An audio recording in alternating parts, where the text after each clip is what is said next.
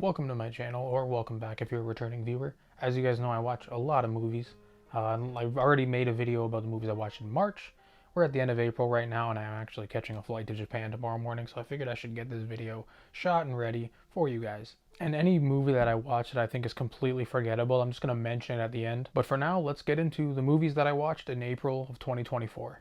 Missing. This movie is very similar to another movie that came out a few years ago called Searching. I won't explain the premise of Searching just because it's a pretty popular movie. Missing is a very similar idea. The entire movie is shown from a screen, whether it's a laptop, a phone, someone's hand camera, even a smartwatch at some point. But the idea is this 18-year-old girl is trying to figure out what's going on with her missing mother, who allegedly went on vacation with her boyfriend and turned up missing randomly on the trip. This movie's a really good thriller. They have a lot of the perfect elements of a thriller that you'd expect. Red herrings, smoking guns, and a lot of moments where you think you figured it out and then curveball. I really enjoyed this movie. I thought it was excellent. The casting was really good, the acting was great. And not until the last 6 minutes did I really understand who the actual antagonist was, because the beginning of the movie kind of covers that up really well. I highly suggest watching this if you want to watch a really good thriller and don't really want to deal with any jump scares or anything like that. You just want a good mystery whodunit kind of movie.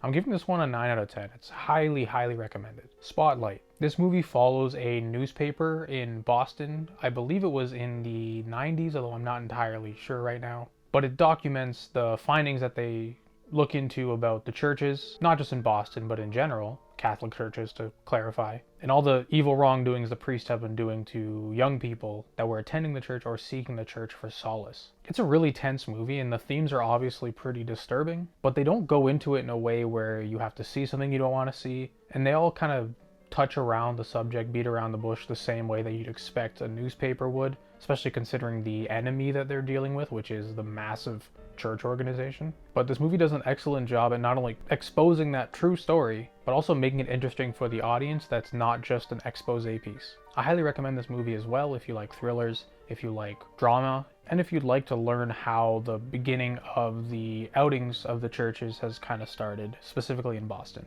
I gave this movie an 8.5. It's pretty solid. Birdman. I'm saying Birdman just because I can't remember the full title of the movie, but the entire movie is amazing. It's meant to look like it's a single take, which just looks absolutely gorgeous. And the story is great. The random pop-ins and outs of the main character possibly having superpowers is pretty cool. The casting is great. And there was only 2 moments in the movie where I actually noticed a cut, which is really hard to do. I try to pay a lot of attention to these things. So if you want to see a really cool drama about a washed movie actor that's getting into theater and pretty much at the end of his financial journey, he's flat broke and he just wants to make something super special. I won't dive into the climax of the movie just because it's kind of a spoiler, but the way that they make the ending and the way that they tell this guy's story and how he decides to go forward with his life after being kind of a forgotten name, it's a really good story. Even just judging this movie cinematically alone, it's a masterpiece. I gave this one a 9.5, and I definitely suggest you to watch this one. If you don't want to watch anything else on this list, except for maybe Civil War, which I already got into, watch Birdman, please. Fruitvale Station. This is a really touchy subject, and it was actually a hard movie to watch, even though I'm not necessarily the target audience or the people that were oppressed and subjugated on in the movie. But this movie did a number on me. It's based on a true story in LA.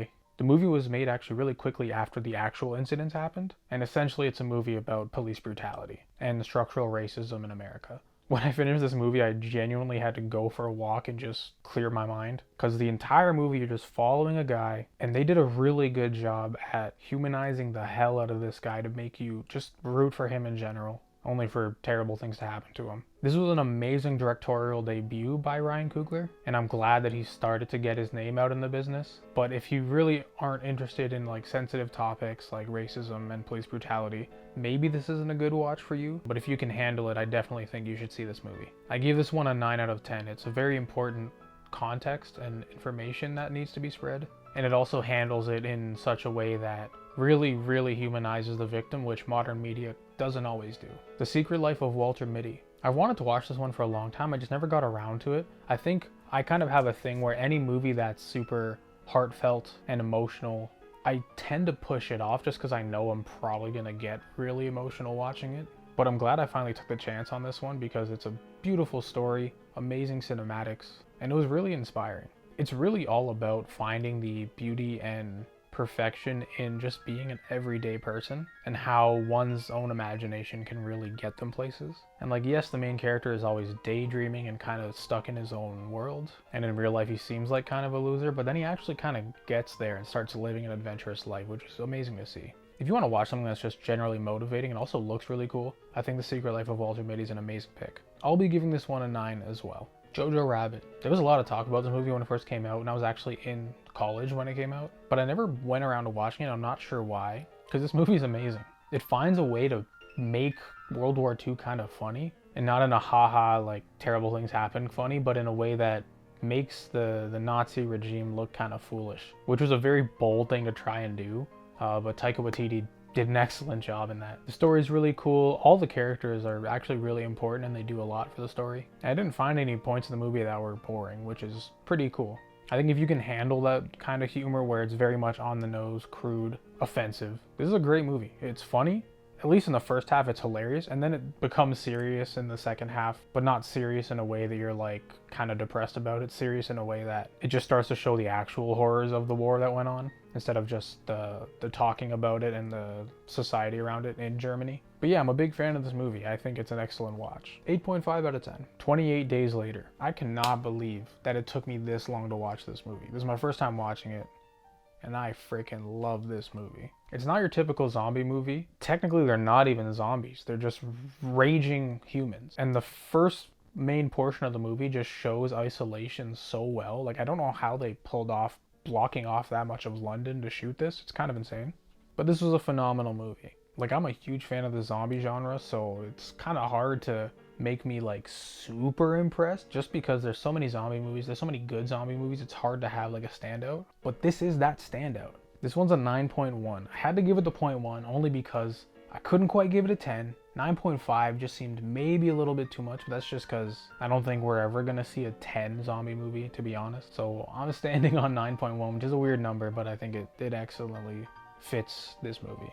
Please go watch it. I also watched 28 Weeks Later the same week, giving that one an 8. Still phenomenal. Great sequel. 28 Years Later is coming, which is going to be pretty wicked. The Maze Runner trilogy. Yeah, I watched all 3 of them in one sitting. I kind of had a lot of time that week. And yes, of course, it's a teen dystopian movie, so maybe right now at this point in my life I'm not the target audience, but I still really loved these movies. I think they might be the best take on the teen dystopian genre, and I'm not bashing Hunger Games at all. I love the crap out of Hunger Games, but this one really nails it because it doesn't have a lot of nonsense in it. You kind of understand the motive of every character, you understand why certain things are happening, and like, unlike Hunger Games, the kids aren't just getting tortured for people's fun. There's actually a reason for it, although it's kind of a shitty reason. But the visuals are great. The VFX is actually pretty good.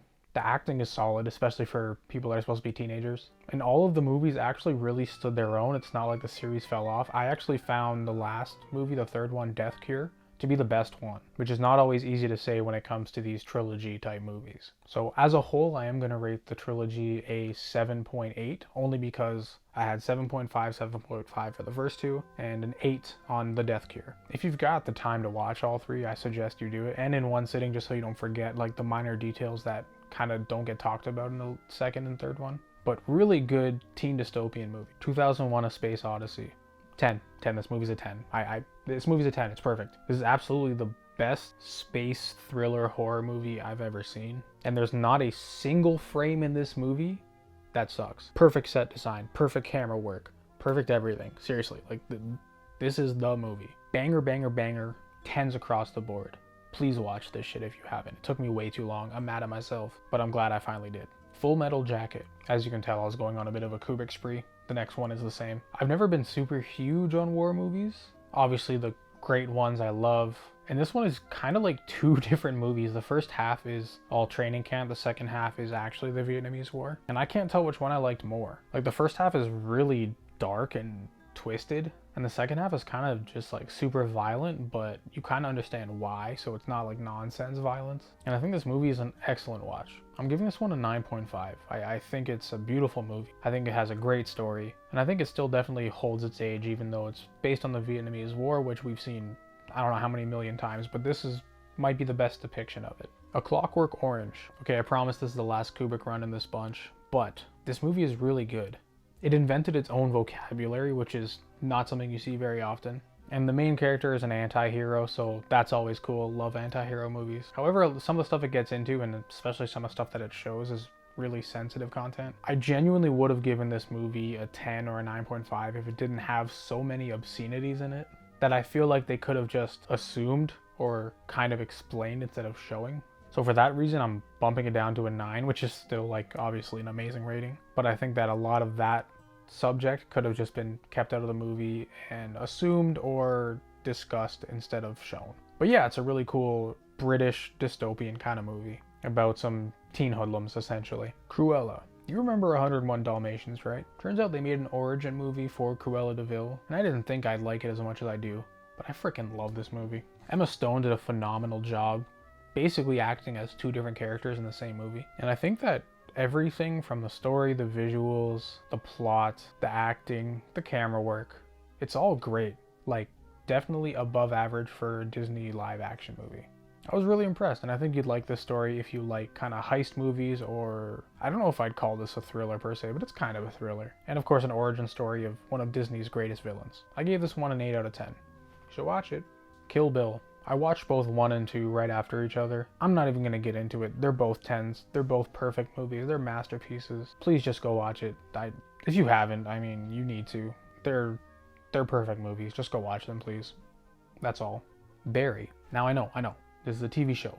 Please don't kill me. But I watched season 1, 2, and 3 of Barry within about a week. Sorry, correction. Seasons 1 through 4. Still 1 season a day. Oops. But this show is great. I didn't expect Bill Hader to be able to do like a serious acting gig considering he's known for SNL. And he also wrote and directed most of the show, which is very difficult to do as an actor because you're trying to direct everyone else and yourself while shooting. It's kind of ridiculous. But basically Barry is about a guy who was in the war. He came back to the States and just became a hitman for money, a hired gun, because it was just what he was best at. He's hired to kill someone that's in an acting class, so he goes in the acting class to kind of scope it out and realizes that he actually loves acting and wants to be an actor. So we have 3 seasons of this guy who doesn't want to be killed anymore, wants to be an actor, and still gets involved in all these antics just because of his connections, who he's worked for, who is out to get him because of who he's killed. It's a great story, and somehow the ending actually surprised me. I kind of thought I knew it was going to end, but then it was a complete curveball. And a lot of the other actors and cameos in this show are pretty great too. He brought along a lot of people from SNL history and just legacy actors involved. As a whole, I'm giving this series a 9 out of 10. If you like the drama style TV show that's action based, similar to like a Breaking Bad or Dexter kind of thing, you'd like this a lot.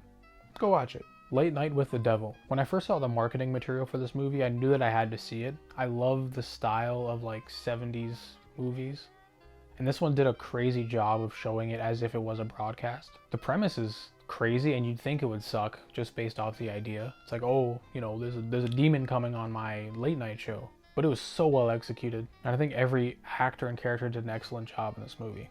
I'm slowly getting into horror. Like, I started watching horror movies maybe 2 months ago just because I'm kind of a bitch. But this one was really good. Of course, there was scary moments, there was jump scares, stuff like that. But the overarching horror, which I'm totally okay with, was really good in this movie. I'm giving this one an 8 out of 10. I definitely recommend it if you like horror, or just like creepy occult type movies as well. Monkey Man. My boy Dev Patel fucking cooked. He made his own version of like a John Wick mixed with an Enter the Dragon, and it's pretty insane. Like, visually it's beautiful. The story doesn't suck. Like, I'm not saying John Wick sucks, but the premise of the story, you have to admit, it's kind of comical. This one's serious. Like, he has an absolute reason to try to kill the guys that he's trying to kill. And there wasn't any part of the movie where I was bored. The soundtrack was great, amazing cinematography, the action sequences were incredible. And like anything in the movie that was gory just looked like real. Like, it was nasty, it was good. I gave this one a 9 out of 10, easily one of my favorite movies this year. And if you like action movies, you need to watch this. Do it. Baby Reindeer. I know. Another series, another non-movie. But this shit slaps. It's really creepy knowing that the actor is also the writer. It's also based on a true story. So he's reenacting all this trauma he went through. I don't know how he did it. I would have broken down. but it's basically a guy that worked at a bar and finds out he's getting stalked by someone, and he's just trying his hardest to get away from that person, and it just is really difficult for some reason. Like, there's so many moments where I'm like, the police should have easily been able to catch this woman, stop them, and they just don't. Like, there's no lack of evidence at all. He has emails, he has coworkers that can vouch for him, but somehow it still gets swept under the rug. I don't know, kind of fishy, but obviously I believe the guy, considering he's telling a true story, and that person that it's based on is now suing Netflix for like defamation of character, which is like, don't be a serial stalker then. That's just an idea if you don't want your name slandered. I don't know, just putting that out there. But yeah, it's really eerie. I can't remember which episode it was, maybe 4, but episode 4, let's assume it was 4. But that episode entirely goes into trauma that he went with another person entirely, which kind of explains why he's kind of a sheepish person. And that episode is so hard to watch. Like, it's very difficult to watch. So the show does show some sexual violence and general violence. And there's like trigger warnings before the episodes, so maybe if it's not something you think you can handle, I wouldn't look into it. But if you think that it's something that you can watch and not get terrified or sick to your stomach, it's a banger. I'm giving this series a 9 out of 10, and I think you should watch it.